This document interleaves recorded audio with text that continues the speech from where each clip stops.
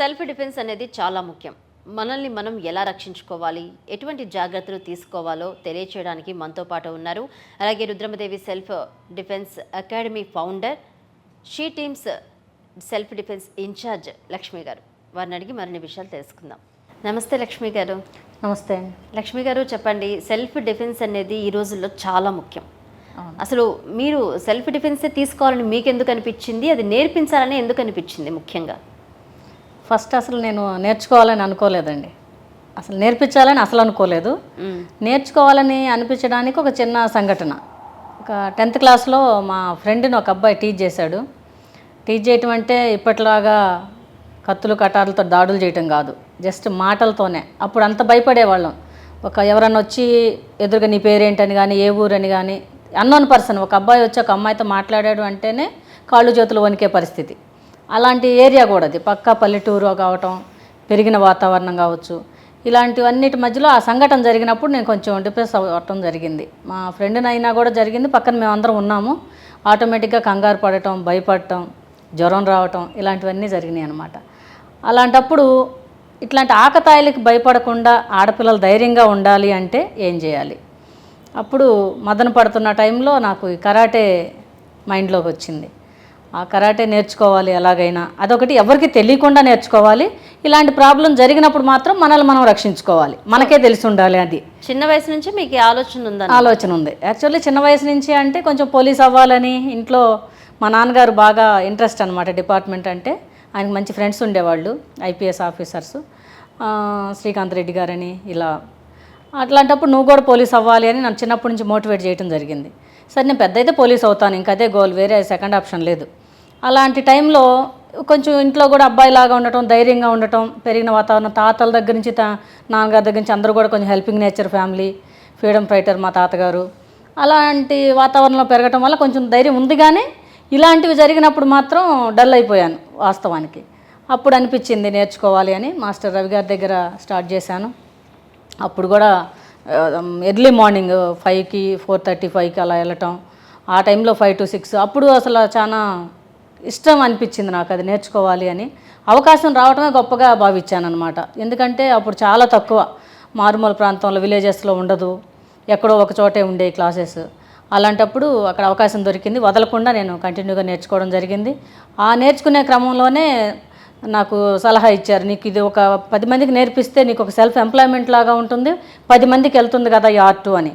ఆ నేర్చుకునే టైంలోనే జిల్లా స్థాయి నుంచి కాంపిటీషన్స్ కూడా పార్టిసిపేట్ చేయడం జరిగింది. స్టెప్ బై స్టెప్ జిల్లా నుంచి రాష్ట్ర స్థాయి, అంతర్జాతీయ స్థాయి వరకు ఈరోజు 4 times ఇంటర్నేషనల్ గోల్డ్ మెడల్గా ఉన్నాను. అప్పుడు నేర్చుకుంటున్నాను, ఇంకొకరికి నేర్పించాలి అని అప్పుడు మాస్టర్ గారి వల్ల స్టార్ట్ అయిందనమాట. ఇంకా అప్పటి నుంచి ఇక తిరిగి చూసుకోలేదు. సో ఇప్పుడు అకాడమీ నిర్మించారు కదా, ఎన్ని సంవత్సరాల నుంచి? దాదాపు ఒక 28 years నుంచి నేను ఇదే ఫీల్డ్ అండి నేర్చుకోవడం. ఒకప్పుడు 2-3 yearsలోనే కంప్లీట్ చేశాను బ్లాక్ బెల్ట్. అందరూ 4 years పడుతుంది. ఆ టైంలో నేను 2.5 years లోపే బ్లాక్ బెల్ట్ తీసుకోవడం జరిగింది మలేషియా మాస్టర్ దగ్గర. అకాడమిక్లో క్లాసెస్ నిర్వహిస్తారు సెల్ఫ్ డిఫెన్స్కి రెగ్యులర్గా క్లాసెస్. ఇక పోలీస్ అన్నాను కదా, పోలీస్ అవ్వలేకపోయాను, కానీ పోలీసులకు కూడా ట్రైనింగ్ ఇస్తున్నాను మార్షల్ ఆర్ట్స్లోనే. ఇంకా ఆడపిల్లలకి అనేది ఇంకా పర్ఫెక్ట్, కంపల్సరీ మించిన ధైర్యాన్ని నింపుతున్నారు కదా మీరు. అవును. ఓకే లక్ష్మి గారు, ఇప్పుడు చూసుకుంటే తల్లిదండ్రులు అసలు పిల్లల్ని చిన్నప్పటి నుంచి ఎలా పెంచాలి, ఆ పరిసరాలు కావచ్చు, ఎలా ఉండాలి పిల్లల పట్ల? అసలు తల్లిదండ్రులు నిజం చెప్పాలంటే ఇప్పుడు పిల్లల్ని ఎక్కువగా గారాబంగా పెంచుతున్నారని నా ఒపీనియన్. మా టైంలో ఎవరు అసలు ఇంత ఫ్రీడమ్ కానీ, ఏదైనా ఎంత కష్టపడినా మెచ్చుకోవడం కానీ, బాగా చేసావు అన్న మాట లేదు. మా తల్లిదండ్రుల నుంచి కూడా ఈ రోజుకి నువ్వు బాగా చేసావు, గ్రేటు అని కానీ, అలా ఎప్పుడో రేర్గా మంచి పని చేస్తున్నావమ్మా, అప్రిసియేషన్ కూడా రేర్గా ఉండేది. ఆ పిల్లల్ని కూడా ఒక క్రమశిక్షణ, ఒక పెద్దలు అమ్మమ్మ నాయనమ్మ తాతల దగ్గర పెరిగిన పిల్లలకి ఉన్న విధానం వేరే. ఇప్పుడు ఓన్లీ తల్లిదండ్రుల దగ్గర మాత్రమే పెరిగే పిల్లల విధానం వేరే. అది మనం చూస్తున్నాం. ఎందుకంటే ఇప్పుడున్న ఈ ఫాస్ట్ లైఫ్లో తల్లిదండ్రులు ఇద్దరూ జాబ్ చేస్తేనే సరిపోతుంది, మామూలుగా ఒక్కళ్ళే కుదరదు. అంతకుముందు ఏంటి, ప్రత్యేకంగా పిల్లల్ని ఇంట్లో అమ్మమ్మ నాయనమ్మ కేర్ చేసేవాళ్ళు, వాళ్ళు చూసుకునేవాళ్ళు. వీళ్ళు పని మీద వీళ్ళు పొలం పనులు చేసుకునే వాళ్ళ పిల్లల్ని కూడా జాయింట్ ఫ్యామిలీల వల్ల కొంచెం విధి విధానాలతో పెరిగారని నా ఒపీనియన్. ఖచ్చితంగా. ఎందుకంటే అమ్మమ్మ, తాతయ్య, నానమ్మ దగ్గర పెరిగినప్పుడు వాళ్ళతో ఎక్కువగా మసులుకోవడం, వాళ్ళు చెప్పేది పద్ధతులు ఏవైనా పాటించడం జరిగేవి. ఇప్పుడు తల్లిదండ్రులు బిజీ లైఫ్లో ఉంటున్నారు కాబట్టి పిల్లల్ని కొంచెం పట్టించుకునే వాళ్ళు ఉంటారు, పట్టించుకొని వాళ్ళు ఉంటారు. సో స్కూల్ వాళ్ళ ఇష్టమైన ఫ్రెండ్స్తో ఫ్రెండ్షిప్ చేస్తుంటారు, ఇక బయటికి వెళ్తుంటారు. సో అటువంటప్పుడు ఆడపిల్లలు ఎటువంటి జాగ్రత్తలు తీసుకోవాలి, తల్లిదండ్రులు కూడా ఆడపిల్లలే కాదండి మగపిల్లలు కూడా తీసుకోవాలి. ఎందుకంటే ఈ తల్లిదండ్రులు సింగిల్ పేరెంట్స్ అయిపోయి దగ్గర వీళ్ళకి ఓపిక లేక వీళ్ళు జాబ్ చేసుకొని వచ్చి వాళ్ళని పట్టించుకోకుండా ఏం చేస్తున్నారో ఏం తింటున్నారో కూడా చూసుకొని పరిస్థితి, లేదా కొందరు ఆయమ్మల మీద వదిలేసి వెళ్ళే పిల్లలు, ఈ చైల్డ్ కేర్ సెంటర్స్ వచ్చినాయి అక్కడ వదిలేసి వెళ్ళటం, అలాంటివన్నీ చూస్తున్నాం మనం. కానీ చిన్నప్పటి నుంచి ఒక్కొక్క విలువలు, ఇప్పుడు మనం ఏంటి చిన్నప్పుడు ఒక పక్కింటి అబ్బాయి ఒక క్లాస్లోనే మా సీనియర్ ఉన్నారంటే మనం 6th చదువుతుంటే 7th క్లాస్ అబ్బాయి అంటే అది అన్నయ్య అమ్మ అని చెప్పేవాళ్ళు. అప్పుడేంటి మనకి ఓహో అన్నయ్య అని పిలిస్తే అది ఒక గుడ్ రిలేషన్.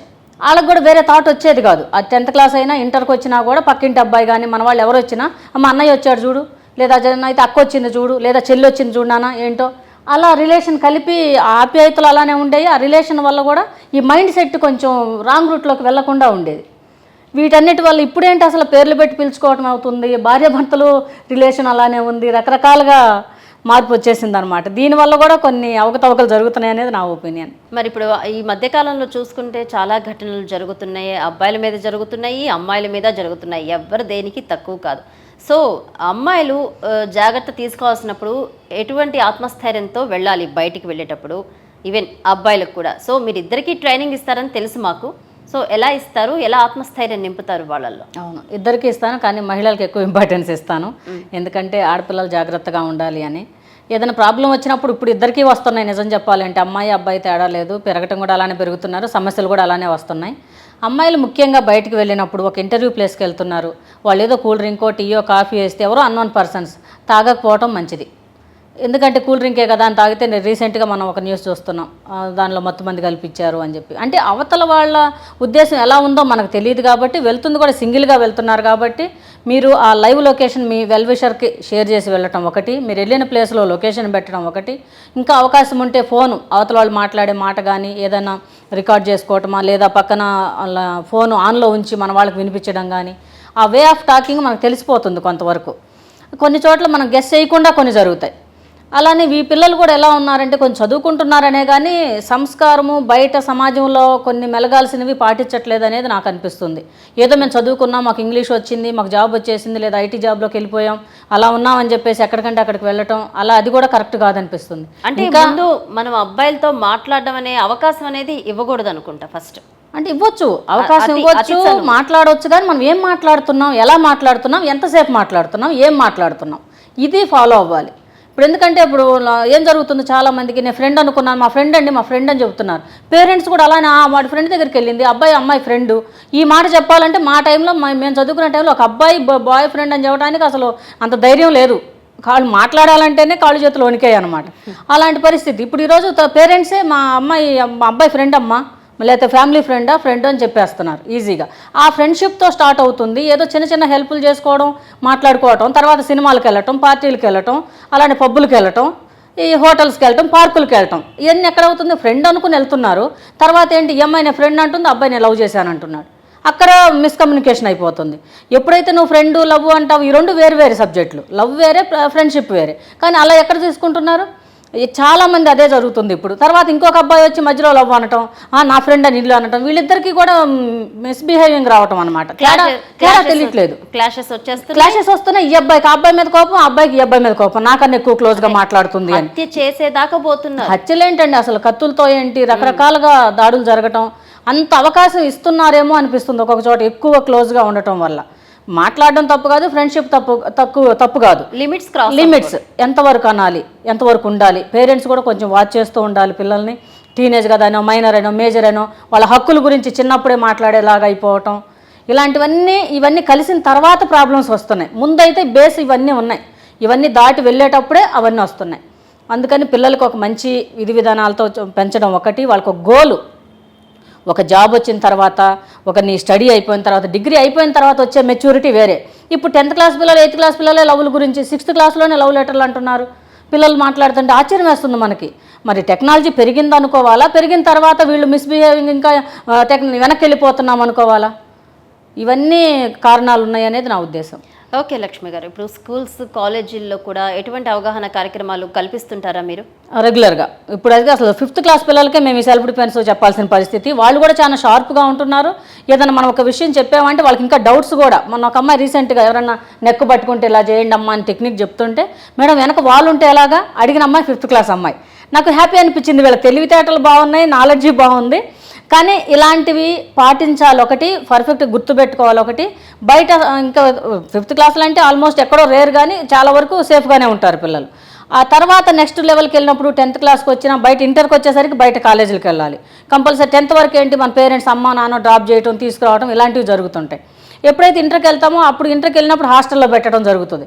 అప్పుడు సింగిల్గా వీళ్ళకి కొత్త వాళ్ళు పరిచయం అవ్వడం కానీ, బయట డిగ్రీకి వచ్చేసరికి ఇంకా కో ఎడ్యుకేషన్ కాలేజెస్ కానీ ఇలాంటివన్నీ ఇంకా స్టెప్ బై స్టెప్ ఏజ్ పెరిగే కొన్ని టీనేజ్లో ఇలాంటివి స్టార్ట్ అవుతాయి అన్నమాట.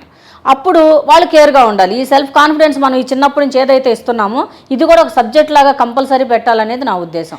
అప్పుడు ఇంకా కొంచెం తగ్గించవచ్చు ఇలాంటివన్నీ. ఖచ్చితంగా లక్ష్మి గారు మీరు చెప్తుంది 100% కరెక్ట్. ఇంకోటి ఏంటంటే అబ్బాయిలను నమ్మేసి ఏదో మాకు శాలరీ హైక్ అయిందనో, లేకపోతే ఏదో చిన్న పార్టీకి వెళ్దామని చెప్పి నమ్మేసి వెంట వెళ్ళడం. మొన్న ఈ మధ్య చూసుకుంటే ఒక సాఫ్ట్వేర్ అమ్మాయి ఇన్సిడెంట్ కావచ్చు, లేకపోతే ఒక లేడీస్ హాస్టల్లోకి ఒక జంటు ప్రవేశించి ఆ అమ్మాయిని మర్డర్ చేయడం. అంటే ఇటువంటి ఘటనలు లైవ్లో కూడా సీసీ కెమెరాలో రికార్డ్ అయ్యాయి. అక్కడ ఆడపిల్లలు కూడా చూస్తున్నారు. కానీ ఎవ్వరూ కనీసం స్పందించిన పాపాన పోలేదు. కానీ ఆ అబ్బాయి ఎలా ఎంటర్ అయ్యాడు అంటే అక్కడ సెక్యూరిటీ లోపమా, ఇక్కడ లోపాలు ఎక్కడున్నాయి, ఎక్కడ వెతకాలి మనం అసలు?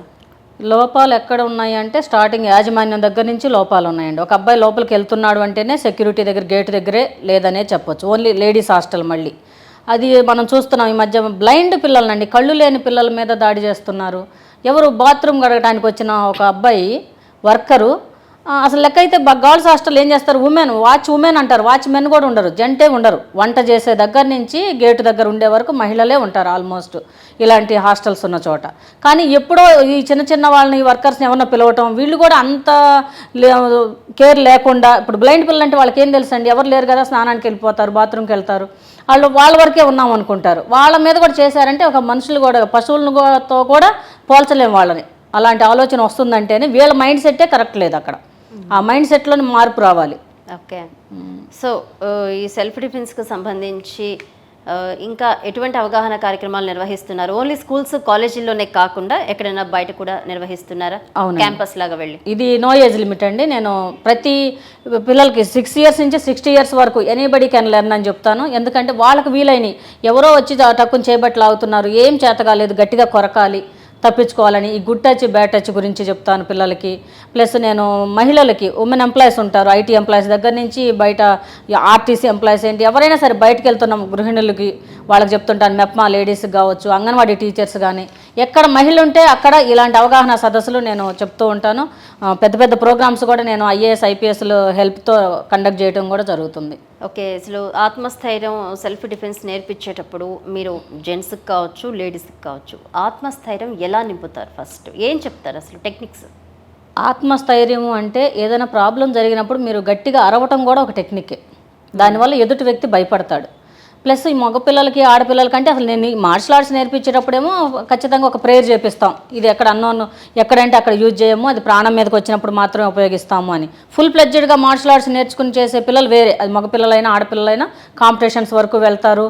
అక్కడ బెల్ట్ పైనే కొట్టాలి, పాయింట్ సిస్టమ్ ఉంటుంది. వాళ్ళకు ఒక ప్రామిస్ చేపిస్తాం ఎక్కడంటే అక్కడ యూజ్ చేయమని. నేను జనరల్గా ఏంటి, చీమకు కూడా హాని తలపెట్టకు, చిరుతపుల్లి కళ్ళల్లోని క్రౌర్యానికి కూడా భయపడకు అనే కాన్సెప్ట్ నేను చెప్తానమాట.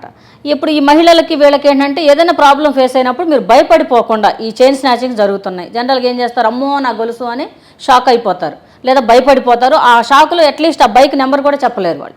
కానీ ఆ టైంలో మీరు ఎలా అలర్ట్గా ఉండాలి, బయటకు వెళ్ళినప్పుడు బయటకు వెళ్తున్నామంటేనే అలర్ట్గా ఉండాలి. రోడ్డు మీద ఇప్పుడున్న ఈ ట్రాఫిక్లో మనం వెహికల్స్ కానీ ఆ చైన్ స్నాచింగ్ చేసే వాళ్ళు కూడా దగ్గరికి ఒక రెక్కి చేసి ఒక రౌండ్ చూసిన తర్వాత వీళ్ళు రివర్స్ అవుతారా లేదా అబ్జర్వ్ చేసి క్యాచ్ చేస్తారు, లాగుతారు. అలానే కిడ్నాప్ చేసే వాళ్ళు కూడా అంతే, టర్నింగ్స్లలో లేట్ నైట్ ఎక్కడైనా జనసంచారం లేని ప్లేసుల్లో అలాంటివి జరుగుతాయి. ఇలాంటి ఎగ్జాంపుల్స్ అన్నీ చెప్పుకుంటూ మీరు ఎలా ఉండాలి ధైర్యంగా. చైన్ స్నాచింగ్ చేసినప్పుడు అతను చేపట్టుకోవడానికి ట్రై చేయండి, అతని మీద అటాక్ చేయడానికి మీరు ట్రై చేయండి, కానీ మీ గొలుసు మాత్రం పట్టుకుంటే గొలుసు వెళ్ళిపోతుంది, దొంగ వెళ్ళిపోతాడు. అలానే కిడ్నాప్ చేయడానికి వచ్చిన వ్యక్తిని కూడా మీరు భయపడి కంగారు పడకుండా అతని నుంచి ఎలా వదిలించుకోవాలి. First defence is most important. After that we will try to attack. వీలైతే అటాక్ చేస్తాం, లేదా just run away from the situation, అక్కడి నుంచి పారిపోవడానికైనా ట్రై చేస్తాం. గట్టిగా అరవటం వల్ల చుట్టుపక్కల మనం వెహికల్ చూస్తాం, పోలీస్ వెహికల్స్ కానీ ఒక సైరన్తో వస్తుంది, అప్పుడేంటి ఒక అలర్ట్నెస్, ఒక భయం, ఓ పోలీస్ వెహికల్ వస్తుంది మనం దారిలో ఉండకూడదు అని అక్కడ వాళ్ళు అక్కడ సర్దుకుంటారు. విలేజ్లో కూడా చూస్తాం, దొంగలు పడితే దొంగ దొంగ అని గట్టిగా అరుస్తుంటారు. ఆ టైంలో కూడా ఎవరన్నా వచ్చి ఆ దొంగను పట్టుకోవడం కానీ వీళ్ళని కాపాడడం కానీ జరుగుతుంది. ఇలాంటి చిన్న చిన్న టిప్స్తోనే నేను ఏదో గట్టిగా వీళ్ళు బాడీ బిల్డర్లు అవ్వాలేనో, లేదా అంత కాకపోయినా మహిళలు వాళ్ళ శక్తి సామర్థ్యాలను దృష్టిలో పెట్టుకుని ఎవరికి వీలైన సిలబస్ వాళ్ళకి నేర్పిస్తూ ఉంటాను. మెయిన్ టెక్నిక్స్ అన్నమాట. మెయిన్ టెక్నిక్స్ అండి, టెక్నిక్స్ మీద కాన్సన్ట్రేషను. ఓకే. అలానే మాటలు కూడా, మాట్లాడే విధానం కూడా ఎదుటి వ్యక్తి ఫేస్ కళ్ళల్లో చూసి మాట్లాడాలి. లేదా చిన్న చిన్న అప్పుడు మనం బయటకు వెళ్తున్నాము, సెల్ ఫోన్ మాట్లాడుకుంటే రోడ్డు క్రాస్ చేస్తాం, ఏమవుతుంది, అది మిస్ బిహేవింగే కదా, మనకే నష్టం. అలానే ఈ పక్కన మీరు ఎవరితోనైనా మాట్లాడేటప్పుడు కూడా అన్నోన్ పర్సన్తో ఎలా మాట్లాడాలి, తెలిసిన వాళ్ళతో ఎలా మాట్లాడాలి, ఎవరికి షేక్ హ్యాండ్ ఇవ్వాలి, ఎవరికి నమస్తే పెట్టాలి, ఇలాంటి చిన్న చిన్నవన్నీ నేను చెప్తూ ఉంటాను. జర్నీ చేసే మహిళలకు కూడా ఆటోలో వెళ్తున్నారు, క్యాబ్లో వెళ్తున్నారు, ఆ నెంబర్ కానీ ఆ వెహికల్ నెంబర్ ఫోటో తీసుకోవటం కానీ, ఇప్పుడంతా మనకు ఓలా ఊబర్ ఇవన్నీ వచ్చేసినాయి కాబట్టి ఈజీగా డ్రైవర్ నెంబర్తో సహా మనకు వచ్చేస్తుంది. లొకేషన్ కూడా షేర్ చేయడం ఈజీ అయిపోయింది. ఇప్పుడు ఒకప్పుడు ఆటోలో కానీ ఇట్లా వెళ్ళినప్పుడు కూడా కొన్ని ప్రమాదాలు జరిగాయి. ఇప్పుడు అవి తగ్గి ఇప్పుడు ఇద్దరు కలిసి ఇష్టపడి వెళ్ళి ఫ్రెండ్షిప్ అనుకొని కాలేజీలకు వెళ్తూ, పార్కులు వెళ్ళి, సినిమాలకు వెళ్తూ కూడా వీళ్ళ మధ్యలోనే ఇవి ఎక్కువ జరుగుతున్నాయి. ఇప్పుడు హోటల్స్ కూడా నమ్మి వెళ్ళిపోతున్నారు. ఫ్రెండ్ కదా అని వెళ్తున్నా ఉంటున్నారు, అక్కడ ఇద్దరు ముగ్గురు ఉంటున్నారు, వాళ్ళు వేరే ప్లాన్లో ఉంటున్నారు. ఇలాంటివన్నీ మీరు గెస్ చేయలేరు కదా ముందు. అలా వెళ్ళటమే రాంగ్. ముందు వెళ్ళేటప్పుడు ఎవరికైనా ఇన్ఫర్మేషన్ ఇచ్చి నేను పలానా ఏరియాకి వెళ్తున్నాను, అట్లా కొంచెం కోఆర్డినేషన్, ఎవరికైనా హెల్ప్ తీసుకోవడం కానీ, ప్లస్ ఏదంటే అది తినకపోవడం, అది ఇందాక చెప్పాను నేను, ఏదన్నా కూల్ డ్రింక్స్ కానీ కాఫీలు టీలు ఇచ్చినప్పుడు అవి తాగకుండా ఉండటం బెటర్. ఫస్ట్ మన సెల్ఫ్ మనం అంటూ ఉంటేనే, మనం అంటూ బాగుంటేనే ఏమైనా చేయగలం. అది ఫస్ట్ ఆడపిల్లలైనా మగపిల్లలైనా ఎవరి సెల్ఫ్ వాళ్ళు ఆలోచించాలి. తల్లిదండ్రులు అండి ఫస్ట్ వాళ్ళు కూడా ఎక్కడికి వెళ్తున్నావమ్మా ఏంటనేది వాళ్ళు ప్రశ్నించాలి ఖచ్చితంగా. ఎంత జాబ్ చేసినా అంత ఫ్రీడమ్ అనేది జాబ్ చేసినా అంత ఎక్కువ ఫ్రీడమ్ ఇవ్వకపోవడం మంచిది. పేరెంట్స్ కూడా డ్రెస్సులు కూడా చూస్తున్నాం, పిల్లలు కూడా ఆ డ్రెస్సులు కొనుక్కునే సరే, సినిమా వాళ్ళకంటే సినిమాలో వేసుకుంటున్నారు, సరే అదే డ్రెస్ వేసుకుని ఇప్పుడు సినిమా మీద తెర మీద చూసే విధానం వేరే, బయట మనం దగ్గరగా ఉన్నప్పుడు చూసే విధానం వేరే. అంతే కదా, వేసుకునే స్వతంత్రం లేదా అంటే స్వతంత్రం ఉంది, వేసుకోవచ్చు కంఫర్ట్ ఏరియాని బట్టి. ఇప్పుడు మనం ఉన్నాం స్విమ్మింగ్ పూల్కి వెళ్తాం, చీర కట్టుకుని వెళ్ళలేం. అలాంటి బతుకమ్మ ఆడుతున్నాం, స్విమ్మింగ్ పూల్ డ్రెస్ వేసుకుని బతుకమ్మ ఆడలేం. అట్లా ఏ ఏరియాకి తగినట్టుగా ఆ ఏరియాకి ఆ సిచ్యువేషన్ తగ్గట్టుగా ఉండాలి. ఒకటి ఏదో క్లబ్లో వేసే డ్రెస్ మన రోడ్డు మీద వేసుకుని మెట్రోలో ఎక్కామనుకోండి ఎలా ఉంటారు, అందరూ అలానే చూస్తారు. చూడడం అనేది కామన్ కదా. అలాంటప్పుడు మనం సెల్ఫ్గా ఆలోచించుకోవాలి. పేరెంట్స్ కూడా ఫస్ట్ గైడ్ చేయాలి ఇలాంటివి, ఎందుకంటే కొంతవరకు అలౌ చేయాలి. కొన్ని సినిమాల్లో కూడా కొన్ని జాగ్రత్తగానే చూపిస్తున్నారు, కొన్ని చోట్ల మరీ వల్గర్గా కూడా ఉంటున్నాయి, లేవని కాదు. అక్కడ ఉన్నాయని మనం ఎక్కడ వేసుకుంటాం, అది పేరెంట్స్ నుంచి కౌన్సిలింగ్ రావాలి. ఎవరు చెప్పలేరు కదా, ఎవరు ఇస్తాం, ఇప్పుడు డబ్బులు ఇచ్చేది పేరెంట్స్, వీళ్ళు ఇస్తేనే వాళ్ళు కొనుక్కుంటారు డ్రెస్. అసలు ఒకప్పుడు అయితే మన తల్లిదండ్రులు వాళ్ళు ఏమి కొనిస్తే వేసుకున్నాం బట్టలు, తెలియదు మనకి. ఇలా అడగాలని కూడా నాకు ఇది నచ్చింది అది నచ్చింది ఈ కలర్ ఆ కలర్ అని అడగటం కూడా తెలియదు. ఒకప్పటి రోజులు బాగున్నాయేమో అనిపిస్తుంది ఒక్కొక్కసారి. ఇప్పుడు ఈ టెక్నాలజీ పెరిగి అంత అవకాశాలు వచ్చి అరిచేతిలోకి వైకుంఠం లాగా అన్ని అరిచేతిలోకి వచ్చేసరికి ఇంట్లో కూర్చొని షాపింగ్ చేస్తున్నారు, ఆన్లైన్లో చేస్తున్నారు, ఇష్టం అయితే తీసుకున్నారు, ఇష్టం లేకపోతే రిటర్న్ చేస్తున్నారు. ఎక్కువ ఫ్రీడమ్ వచ్చేసింది అని ఒక్కొక్కసారి అనిపిస్తుంది నాకు. ఆ ఫ్రీడమ్ వల్ల కూడా లాభాలు ఉన్నాయి, నష్టాలు ఉన్నాయి. ఇది అన్ని మనం క్యాలిక్యులేట్ చేసుకుని చేయాల్సిన పనులు. అతి ఫ్రీడమ్ కూడా అనర్థమే మేడం. అవును, అనర్థమే ఖచ్చితంగా. అది ఏదైనా లిమిట్స్ క్రాస్ అయితే నష్టమే. అవును. లక్ష్మి గారు, ఇప్పుడు చూసుకుంటే మనం అంటే ఇటువంటి ఘటనలకు గురయ్యి సెల్ఫ్ డిఫెన్స్ కోసం వచ్చిన అమ్మాయిలు ఎవరైనా ఉన్నారా? ఉన్నారండి, సూసైడ్ దాకా వెళ్ళి. ఓకే, చెప్పకూడదు కానీ సూసైడ్ చేసుకోవడానికి కూడా డిసైడ్ అయిపోయి నాకు కాల్ చేసి ఒక్కసారి మాట్లాడేమన్నా సొల్యూషన్ దొరుకుతుందేమో, తర్వాత ఈమె దగ్గర కూడా ఏం దొరకకపోతే చనిపోదామని డిసైడ్ అయ్యి పక్కన స్లీపింగ్ పిల్స్ అవి పెట్టుకుని రెడీగా చేసిన వాళ్ళు ఉన్నారు. అయ్యో, ఆల్రెడీ అటెంప్ట్ చేసి నాకు కాల్ చేసి, లేకపోతే వాళ్ళ పేరెంట్స్ ద్వారా నా ఫ్రెండ్స్ ద్వారా ఇన్ఫర్మేషన్ తెలుసుకుని మీరు నాకు అది కూడా అది హ్యాపీ అని చెప్పలేను కానీ నాకు సెల్ఫ్ సాటిస్ఫాక్షన్ ఉంది. అలాంటి పిల్లల్ని నేను మోటివేట్ చేసి వాళ్ళతో 1 hour 2 hours మాట్లాడి, నువ్వెందుకు చనిపోవటం, నువ్వెందుకు సూసైడ్ చేసుకోవటం, నిన్ను మిస్ చేసుకున్నందుకు అతను బాధపడాలి కదా. ఇప్పుడు సిన్సియర్గా లవ్ చేసుకునే వాళ్ళు ఉంటారు, లవ్ని కాదని చెప్పలేం. వీళ్ళు నిజం అనుకోవచ్చు, వాళ్ళు డూప్ అనుకోవచ్చు, వీళ్ళకి తెలియకుండా వాళ్ళు ఇంకొక పెళ్లి చేసేసుకోవటం అని రకరకాలుగా జరుగుతున్నాయి కదా. అలాంటివి జరిగినప్పుడు డిప్రెషన్లోకి వెళ్ళటం, అది అమ్మాయి కావచ్చు అబ్బాయి కావచ్చు, ఇద్దరు ప్రాబ్లమ్స్ ఉన్నాయి. అలాంటివి అదే పెళ్ళి ఫ్రెండ్షిప్ ప్రేమల దగ్గరేమో ఎవరు అవసరం లేదు. పెళ్లి దగ్గరికి వచ్చేసరికి ఫ్యామిలీ అందరికీ తెలియాలి, అందరూ ఉండాలి కదా. అప్పుడు ప్రొటెక్షన్ కానీ వీళ్ళ లైఫ్ సెక్యూరిటీ కానీ అన్నీ చూసుకుంటారు. అప్పుడు మొదలవుతాయి ఏం చేస్తున్నారు, వీళ్ళకి ఎంత ఆస్తులు ఉన్నాయి, వీళ్ళు పనికి వస్తుందా లేదా, లైఫ్లో వీళ్ళు ఎలా ఉంటారు, అప్పుడు క్యాలిక్యులేట్ చేసుకోవడం మొదలవుతుంది. అదేదో లవ్ అనుకున్న టైంలోనే మీరు జాగ్రత్తగా ఉండి, ఇదిగో నువ్వు జాబ్ వచ్చాక చేసుకుందాం, ఇద్దరికి జాబ్ రావాలి, కనీసం ఇద్దరిలో ఒకరికైనా జాబ్ ఉంటే ఒకరిని పోషించుకోవచ్చు కదా. అలాంటి గోల్స్ పెట్టుకుని ఒక అండర్స్టాండింగ్తో ఉంటే అది కూడా గుడ్డే. కానీ ఇప్పుడు ఎలా ఉంటున్నారు, కనీసం ఒక అబ్బాయికో అమ్మాయికో జాబ్ ఉండాలి, కానీ ఇద్దరికి జాబ్ లేకుండా ఇద్దరు కలిసి వెళ్ళిపోతున్నారు ఇంట్లో చెప్పకుండా. వాళ్ళ లైఫ్ ఏంటి నెక్స్ట్? ఇలాంటివన్నీ క్యాలిక్యులేట్ చేసుకుని చేయాలనేది మోటివేట్ చేస్తాను, ఖచ్చితంగా చేస్తాను. కొంచెం కఠినంగా కూడా చెప్తాను అలాంటివి వచ్చినప్పుడు. కొట్టి చెప్పిన రోజులు కూడా ఉన్నాయి, ఆడపిల్లలైనా సరే మగపిల్లలైనా సరే. అంటే వాళ్ళకి అర్థం అవటం కోసం. ఇప్పుడు ఎందుకు లేదంటే ఇప్పుడు నేను గట్టిగా చెప్పలేదు, వాళ్ళని కఠినంగా చెప్పకపోతే చనిపోతారు వాళ్ళు. ఎప్పుడైతే వాళ్ళు కఠినంగా చెప్పి నువ్వు కాదు అసలు చనిపోవాల్సిన అవసరం నీకేంటి, నిన్ను వదులుకున్నందుకు వాళ్ళు చనిపోవాలి, కానీ నీది కరెక్టే, నువ్వు సిన్సియర్గా ఉన్నావు, అలాంటప్పుడు నీ మిస్టేక్ ఏముంది, నువ్వెందుకు చనిపోవాలి? ఇలాంటివన్నీ వాళ్ళకి నేను కొంచెం మోటివేషన్ గట్టిగా నేను టైం ఇచ్చి, అలాంటి వాళ్ళకి నేను కంపల్సరీ వాళ్ళు ఎవరో నాకు తెలియదు, మళ్ళీ ఫోన్లో కానీ ఏదన్నా నెంబర్ ద్వారా మాట్లాడడమే కానీ డైరెక్ట్గా నేను వాళ్ళకి ఫ్రెండ్ కాదు, ఎప్పుడు తెలిసింది కాదు. అట్లీస్ట్ నా నెంబరు ఫేస్బుక్లోనో టీవీలో పేపర్లో చూసి ఈవెన్ మహిళలకి కొంచెం సపోర్ట్ చేస్తారు, నాకు సొల్యూషన్ దొరుకుతుందని నమ్మకం కలిగి వాళ్ళు చేయటం, అలాంటి వాళ్ళకి నేను చేస్తాను. ప్లస్ సెల్ఫ్ ఎంప్లాయ్మెంట్గా ఉంటుందని చెప్పేసి నేను ఈ సెల్ఫ్ డిఫెన్స్ కూడా నేర్పించడం, వాళ్ళకి మళ్ళీ వాళ్ళ కాళ్ళ మీద వాళ్ళు నిలబడేలాగా సెల్ఫ్ ఎంప్లాయ్మెంట్ కల్పిస్తుంటాను. నాకు తెలిసిన చోట వాళ్ళకి జాబ్ ఏదైనా ఆపర్చునిటీ, ఎందుకంటే మనిషికి జాబ్ ఉందనుకోండి ఇలాంటి ఆలోచనలన్నీ ఎక్కువ ఆలోచించే అవకాశం ఉండదు. తన కాళ్ళ మీద తను నిలబడుతుంది, సెల్ఫ్ కాన్ఫిడెన్స్ ఉంటుంది, అప్పుడు తను భయపడకుండా సమాజంలో లైఫ్ లీడ్ చేయడానికి అవకాశం ఉంటుంది.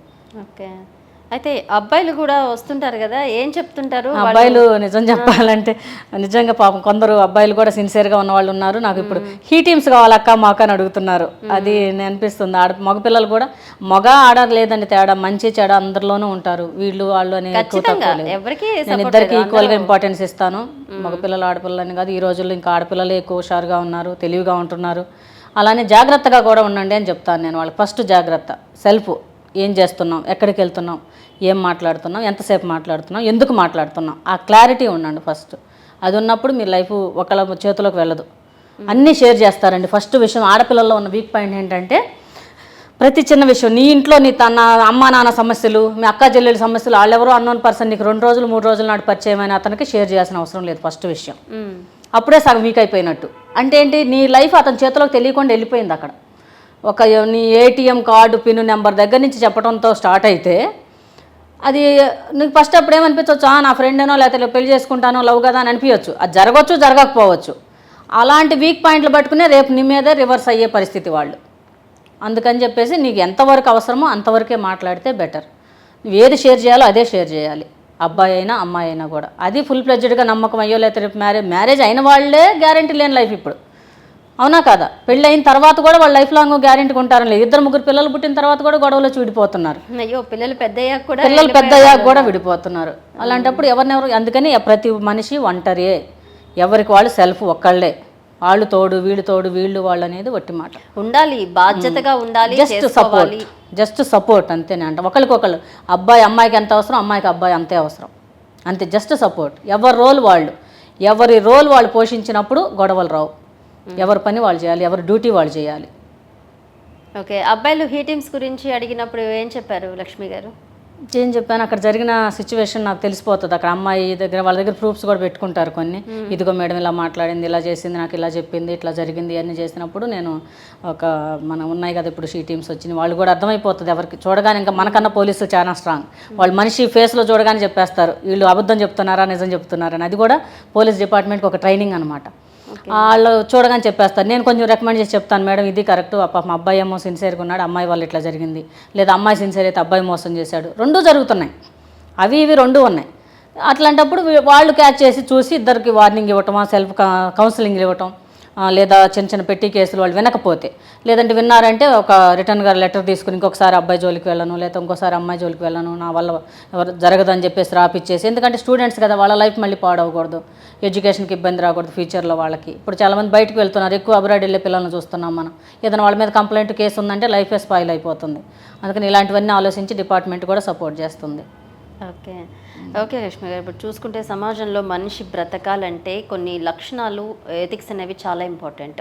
అసలు స్టూడెంట్స్ కావచ్చు, తల్లిదండ్రులు కావచ్చు, ఎలా ఉండాలి మనిషి అనేవాళ్ళు, అసలు ఎలాంటి లక్షణాలతో ఉండాలి ముఖ్యంగా సమాజంలో? బీ అలర్ట్, బీ సేఫ్ అని చెప్తాను ఎప్పుడు నేను. బీ అలర్ట్, బయటకు వెళ్తున్నా లోపల ఎక్కడున్నా అలర్ట్గా ఉండాలి. అదొకటి. సమాజంలో మనం లైఫ్ డీల్ చేయాలి, ఈజీగా ఉండాలి అంటే బాధ్యత ఉండాలి, భయం ఉండాలి, భక్తి ఉండాలి. ఇప్పుడు వీటిల్లో అన్నీ కొంచెం కొంచెమే ఉన్నాయి. భక్తి లేకుండా అయిపోయింది, భయం లేకుండా అసలు అయిపోయింది, బాధ్యత లేదు. ఇవన్నీ బాధ్యత ఉన్నప్పుడు భయం ఉంటుంది. ఈ భయము బాధ్యత ఉన్నప్పుడు సమాజంలో ఒక తప్పు చేయాలన్నా ఆలోచిస్తారు, ఇంకొకరిని తొందరపడి ఒక మాట అనాలన్నా ఆలోచిస్తారు. వీటితో భయము, బాధ్యత, భక్తి, భయము, బాధ్యత, ఈ మూడు రిలేటెడ్. సరే, భక్తి అనేది ఎవరి పర్సనల్ వాళ్ళదే, దాన్ని మనం డిమాండ్ చేయలేం, కమాండ్ చేయలేం. ఈ భయము, బాధ్యత అనేది మాత్రం సమాజంలో ఉండాలి ప్రతి ఒక్కళ్ళకి. ఎందుకంటే ఒక మాట మాట్లాడినా, ఒక అబద్ధం చెప్తున్నామా, నిజం చెప్తున్నామా, మన సెల్ఫ్ కోసం, మన స్వార్థం కోసం ఎదుటి వాళ్ళని ఇప్పుడు ముంచేయడానికి కూడా రెడీ అయిపోతున్నారు చాలామంది. కేవలం మనీ కోసం, మనీ చుట్టూ తిరుగుతుంది. ఆ మనీ కోసం, అది కూడా మనం కష్టపడింది అయ్యి ఉండాలి, సిన్సియర్గా, జెన్యూన్గా రావాలి. దానికి వాల్యూ ఎక్కువ. ఏదో ఈజీగా వచ్చేసింది డబ్బు అంటే కూడా అది కూడా వాల్యూ ఉండదు. డబ్బు మాత్రమే ఉంటుందేమో కానీ ఈ సంస్కారము ఇవన్నీ ఉండవు. ఈజీ మనీకి అలవాటు పడే కొన్ని గొడవలు జరుగుతున్నాయి. ఈ చైన్ స్నాచింగ్లు అంటే ఏంటి? ఎవరో కష్టపడి నువ్వు ఆమె సంపాదించుకున్న డబ్బులు. కానీ చాలామంది రీసెంట్ కాదు, ఒక 10 years అయింది, నారాయణగూడలో ఒక అమ్మాయి ఇళ్లలో పాచి పని చేసి తాడు చేసుకుంది. ఆమె వచ్చి ఈజీగా లాక్కెళ్ళాడు. లాగే టైంలో ఏమైంది, తలపోయి రాయి మీద పడింది. ఈ లాగుతుంది కదా, లాగినప్పుడు చైన్ కట్ అవ్వటం, ఈమెల్లి అన్బ్యాలెన్స్లో తల పడిపోవటం. ఆ తల్లి కోమాలోకి వెళ్ళిపోయింది. కూతురు అమ్మాయి పాచి పని చేసి ఈ తల్లిని పోషిస్తుంది. అమ్మాయి చదువుకునే స్టూడెంట్. లేదంటే అమ్మాయి లైఫ్ ఎలా ఉండేది చూడండి. వీడికి ఉన్న దురాశ వల్ల, వీడు చైన్ స్నాచింగ్ చేయటం వల్ల అక్కడ ఒక ఫ్యామిలీయే పాడైపోయింది. జాబ్ చేసుకుని మంచి లైఫ్ ఉండాల్సిన ఆడపిల్ల పని పిల్ల అయిపోయింది. తల్లి కోమాలో ఉంది, ఆ తల్లిని చూసుకోవాలి. ఇలాంటివన్నీ విన్నప్పుడు ఎలా ఉంటుంది? ఇవన్నీ మనం ఆలోచించాలి ఒక పని చేసే ముందు. ఓకే లక్ష్మి గారు, అసలు సెల్ఫ్ డిఫెన్స్కి సంబంధించి అందరిలో చెప్తూ ఆత్మస్థైర్యం నింపుతూనే కాక చక్కగా మోటివేషన్ కూడా చేస్తున్నారు. చాలా మంచి వర్క్ చేస్తున్నారు మీరు. Thank you so much. Thank you అండి. షేర్ చేయండి, లైక్ చేయండి, సబ్స్క్రైబ్ చేయండి. మరిన్ని వీడియోల కోసం బెల్ సింబల్పై క్లిక్ చేయండి.